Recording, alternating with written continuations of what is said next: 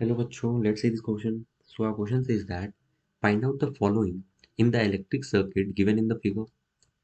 A. Effective resistance of two 8 ohm resistors in the combination. B. Current flowing through 4 ohm resistor. C. Potential difference across 4 ohm resistor and power dissipated in 4 ohm resistor. And finally the difference in ammeter reading if any. और ये हमारा figure given है।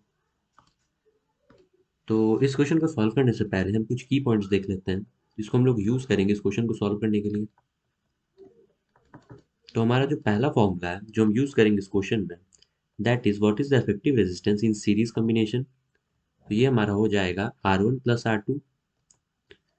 हमारा दूसरा concept है कि what is the effective resistance जब हमारा जो रेजिस्टर लगा हुआ है वो पैरेलल में लगा हुआ है। तो वो हो जाएगा 1/R1 plus 1/R2। Our third point will be हमारी पावर का फॉर्मूला जो कि होता है power is equal to I²R, where I is the current and R is the resistance.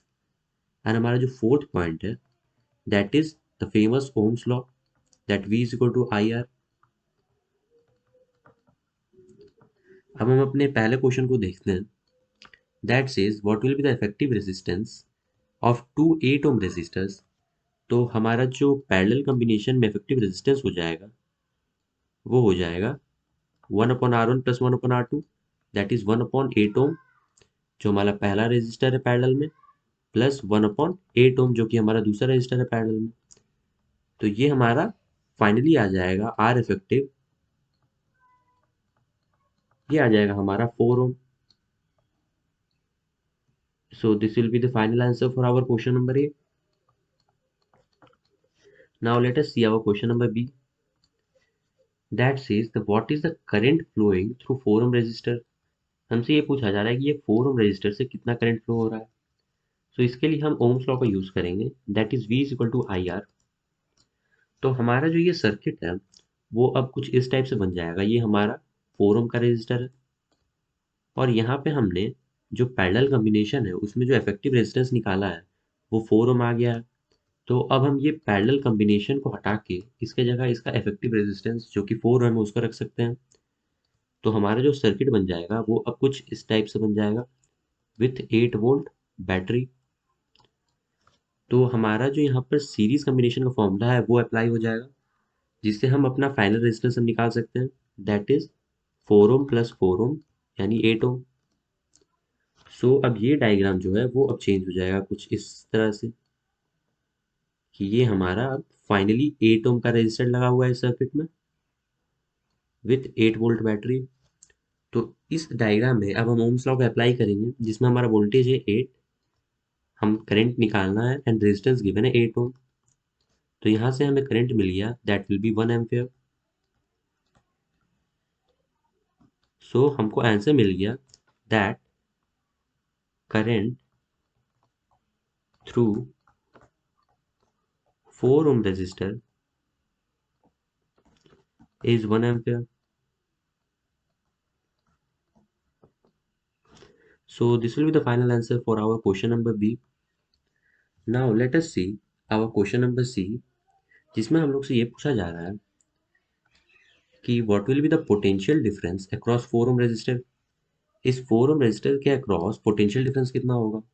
तो हम लोगों ने देखा था कि इस 4 ohm resistor से I करंट फ्लो कर रहा है जो कि 1 एम्पियर का है।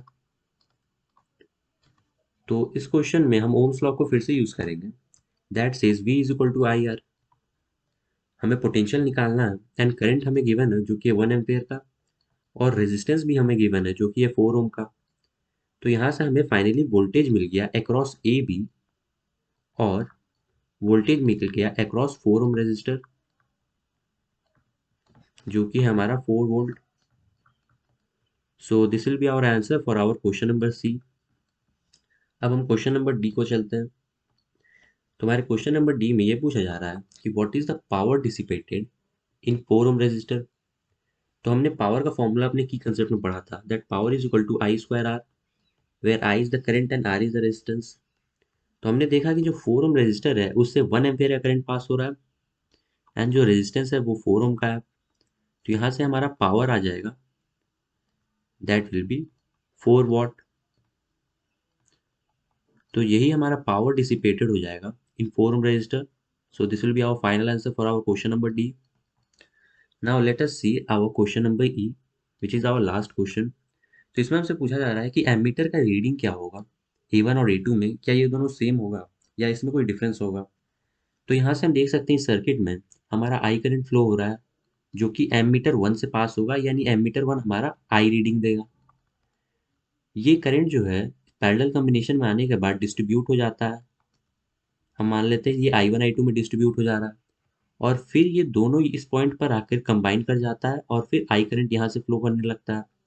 तो हमारा जो A2 एमीटर है उससे भी आई करंट फ्लो होगा। तो हमारा देख सकते हैं आप कि हमारा जो दोनों एमीटर है उस वो आई का ही रीडिंग देगा। So we can write here that there is no difference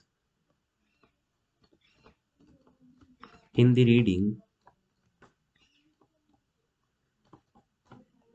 of ammeters A1 and A2 as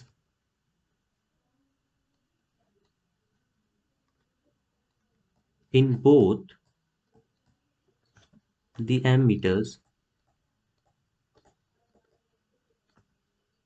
1 ampere current is flowing.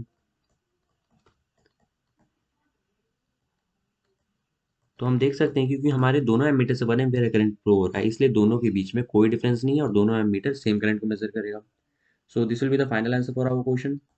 Hope you got this well. Best of luck.